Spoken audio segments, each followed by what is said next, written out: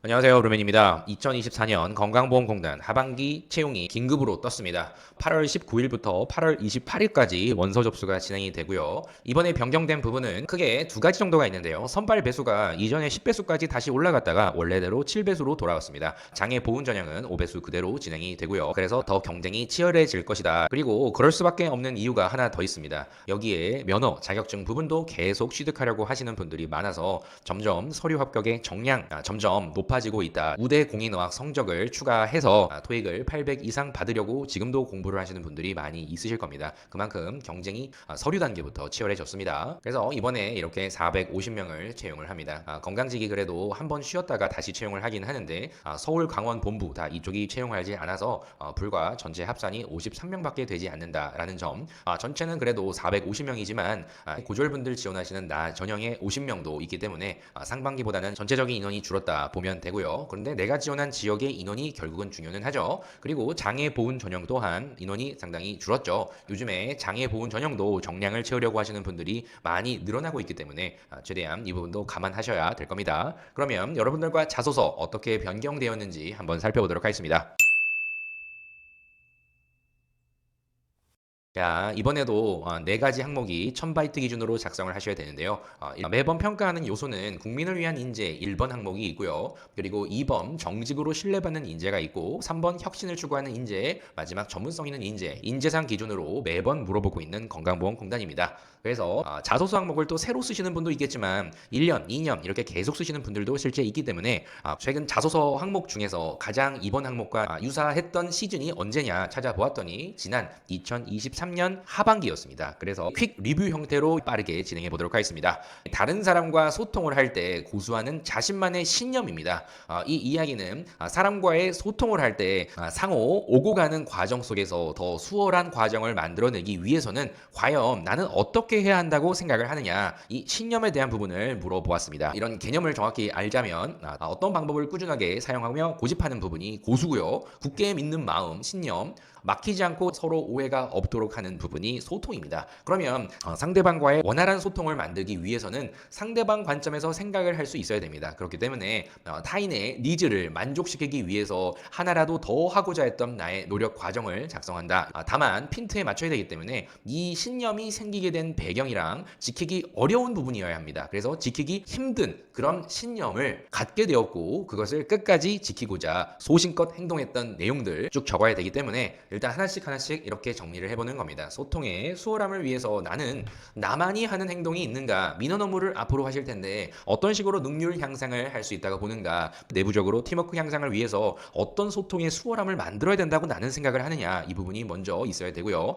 그런데 이런 상황 속에서 굳이 상대방이 말하지 않더라도 내가 먼저 이해를 하고 파악을 하여 하나라도 더 한다, 이 컨셉이다 말씀을 드렸죠. 그래서 이런 점들이 나는 지금도 하고 있다라는 부분이 필요하고요. 그리고 이런 신념이 발생되었던 계기가 있어야 할 겁니다. 그런 배경이 무엇이냐, 이전에 이렇게 행동하는 분을 보고 또는 이전에 우연하게 했던 행동인데 이것이 미치는 상당한 긍정적인 효과를 보았다든지 이런 부분이 과거의 배경 상황이다 제시를 해주면 좋을 것 같고요. 하지만 이런 신념이라고 하는 점이 지키기 어려운 신념이다 이겁니다. 굳이 다른 사람은 하지 않아도 된다 생각을 하지만 나는 그래도 하나라도 더 하려는 그런 마음가짐, 이 부분이 필요하고요. 그렇게까지 하려는 이유가 무엇이냐, 역시 인재상 1번 국민을 위한 인재이기 때문에 타인의 희망 또 행복 이런 점들을 위해서 나는 하나라도 더 해야 한다, 이렇게 생각을 하셔야 되기 때문에 여러분들 꼭 인재상 보시고 어떤 사람을 원하는지 체크를 하셔야 됩니다. 그래서 결국 나의 이러한 신념을 지켰을 때 발생했던 긍정적인 대상자의 변화, 조직에 미친 영향, 이런 점으로 인한 다른 주변인들의 평가, 반응, 이렇게 작성하게 되면 1번은 크게 어렵지가 않을 것이다.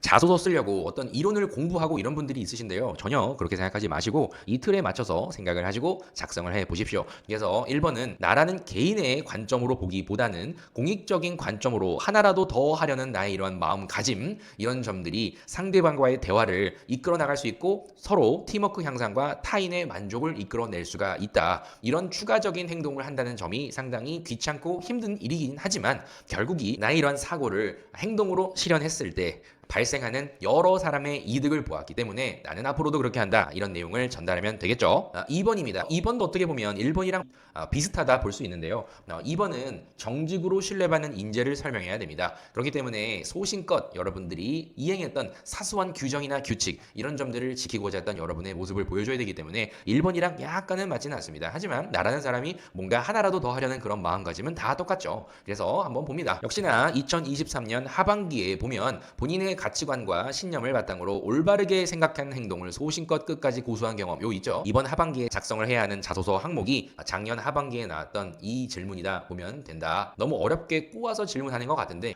결국은 이거를 쓰라고 지금 건보는 요구하고 있다. 이렇게 이해하시면 될 겁니다. 근데 핀트에 조금 맞추셔야 됩니다. 일단 규칙이라고 하는 점은 여러 사람이 다 지키기로 했던 이런 법칙 또 제정된 질서를 의미합니다. 또한 기준점이라고 하는 점은 기본이 될 수 있는 그 표준점을 얘기를 하고요. 추가적으로 이런 꼭 지켜야만 하는 규칙이라고 하는 점이 여러분들은 복지 전문가로서의 성장을 앞으로 계속 추구하셔야 합니다. 그렇기 때문에 나보다는 타인 훨씬 더 공익에 대한 점을 더 강조하셔야 되기 때문에 어려운 사람들 많이 도움을 주셔야 하는 분들이 많이 계실 겁니다. 그렇기 때문에 나의 이력에서도 사명감을 발휘했던 사례가 분명히 있을 겁니다. 그 부분을 찾으시면 소재는 크게 어렵지는 않을 겁니다. 그래서 사명감이라고 하는 점은 주어진 업무에 크고 작음을 떠나서 최대한 잘하고자 하는 소신 있는 나의 마음가짐을 의미합니다. 그렇기 때문에 내가 꼭 지켜야 하는 규칙을 설정하는 기준점은 사소한 것일수록 더 해야만 한다. 내가 솔선수범을 해야 한다. 이런 가치관을 실현했을 때 결국에는 상대에게 발생할 수 있는 신뢰도가 항상 높아왔다. 이런 점을 제시를 해야 되기 때문에 꼭 지켜야만 하는 규칙에 대한 나의 기준점 이렇게 설정하시면 무난할 겁니다. 그리고 이런 해당 기준을 가지게 됐던 계기가 있어야 합니다. 결국에는 내가 생각하는 이런 가치관을 과거에 실천해 보았을 때 또는 타인이 실천하는 걸 보았을 때 발생하는 긍정적인 대상자의 효과 이런 점들을 충분히 나는 눈으로 보고 알고 있다. 그렇기 때문에 지금까지 해왔고 앞으로도 이행할 거다. 이런 점을 제시를 하셔야 되거든요. 그래서 이를 행동으로 내가 옮겨 보았던 사례가 근거로 제시가 되어야 됩니다. 특정 상황 속에서 과거에 어떤 소속된 조직들이 있죠. 그 안에서 이런 의도를 가진 행동을 통하여 실제 만들어낸 긍정적인 효과 이런 점들을 실제 옮긴 사례로 제시를 하셔야 되고요. 역시나 이를 통해 느낀 점은 처음 느꼈습니다 라고 얘기하는 것도 좋지만 나만의 이런 규칙을 이행했을 때 발생할 수 있는 이런 긍정적인 효과를 재확신하였습니다 이렇게 얘기하는 부분을 권해드립니다. 세 번째 항목을 보게 되면요. 역시나 작년 하반기와 동일한 내용입니다. 좀 이상하게 꼬아서 이번에는 더 질문하지 않았나 아쉬움이 남는 자소서 항목입니다. 더 높은 목표를 위해서 남들이 흔히 가는 길 외에 본인만이 선택하고 도전하여서 성공 또는 실패한 경험을 이야기해 보아라. 이런 점을 제시를 했는데요. 뭐 거창하게 남들이 흔히 가는 길 이런 부분보다 결국은 이 내용을 묻는 거다라고 이해하시면 됩니다. 나만의 아이디어를 통해 문제를 해결했던 경험을 요구하는 겁니다. 목표라는 부분은 큰 목표도 중요하지만 어떤 특정 목표를 해결하고자 하는 것 또한 목표이기 때문에 문제 해결 과정 속에서 나만의 방식으로 아이디어를 도출하여 결국은 만들어냈던 결과물 그 결과물을 만들어내는 과정 속에서 설령 실패를 하더라도 나는 분명히 배운 게 있다. 물론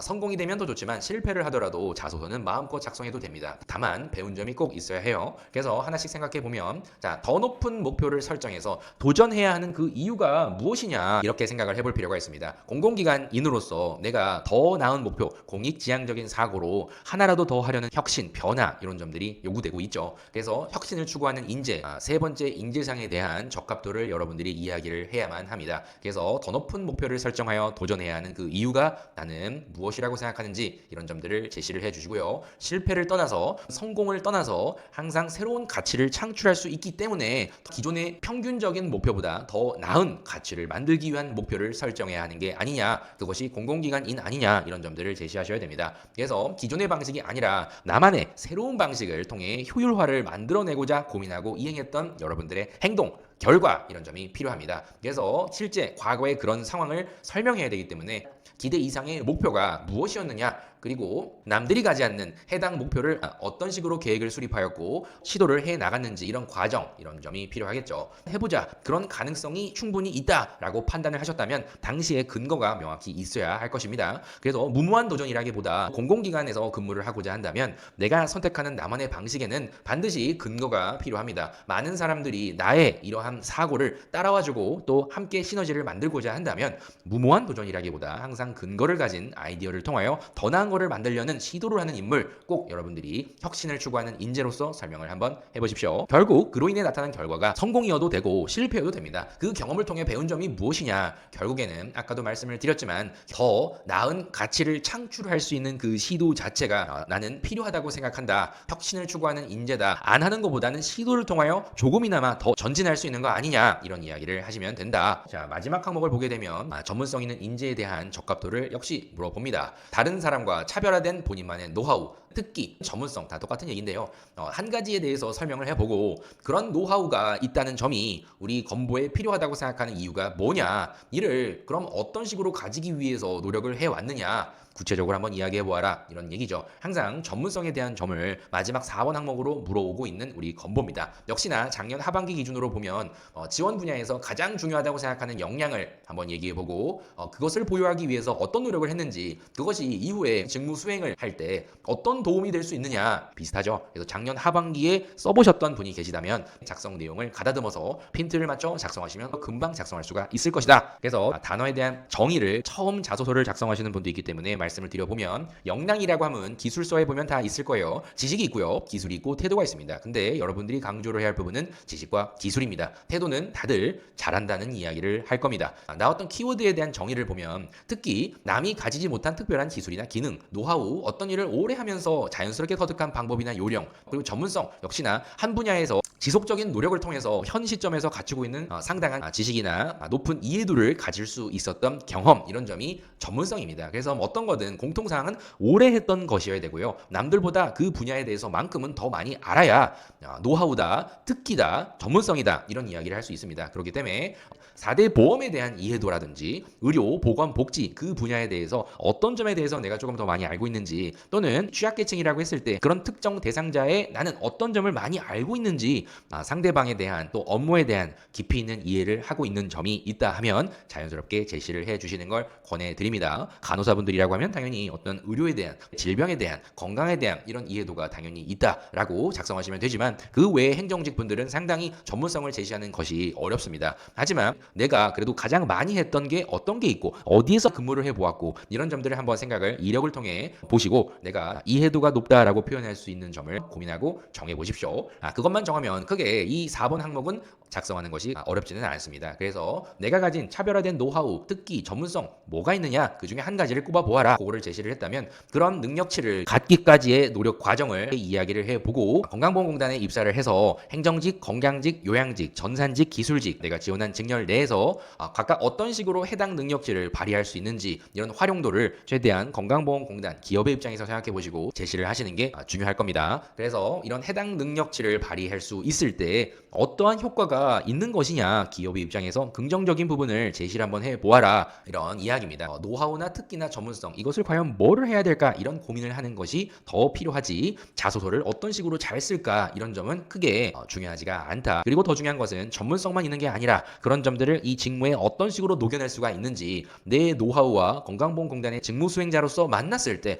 어떤 시너지가 나는지에 대한 것을 명확히 제시를 해주신다고 하면 나중에 그것이 곧 자기소개이자 지원 동기가 됩니다. 상당히 중요한 부분이니까 4번은 더 많이 고민하시고 작성을 하시는 게 중요할 겁니다. 그래서 오늘은 빠르게 이렇게 퀵 리뷰 형태로 알아보았고요. 하나하나씩 잘 쓸 수 있도록 제가 공개를 또 드릴 겁니다. 하지만 평범한 것은 재미가 없기 때문에 특정한 대상자가 나오는 사회적인 이슈, 이런 점들을 계속 여러분들께 이야기를 하고 있기 때문에 어떤 주제를 가질지를 생각해보며 또 예시와 작성 방법에 대한 세부사항을 영상으로 여러분께 제시를 해드리도록 하겠습니다. 그럼 올해도 함께 자소서부터 열심히 한번 해보고요. 첨삭이나 아니면 스터디 과정 함께 할 분들은 댓글에 제가 링크 달아둘 테니까 신청 꼭 하시고 함께 자소서 완성도를 최대한 높여나가 봅시다. 여러분들 7배수지만 모두 합격해 봅시다. 감사합니다.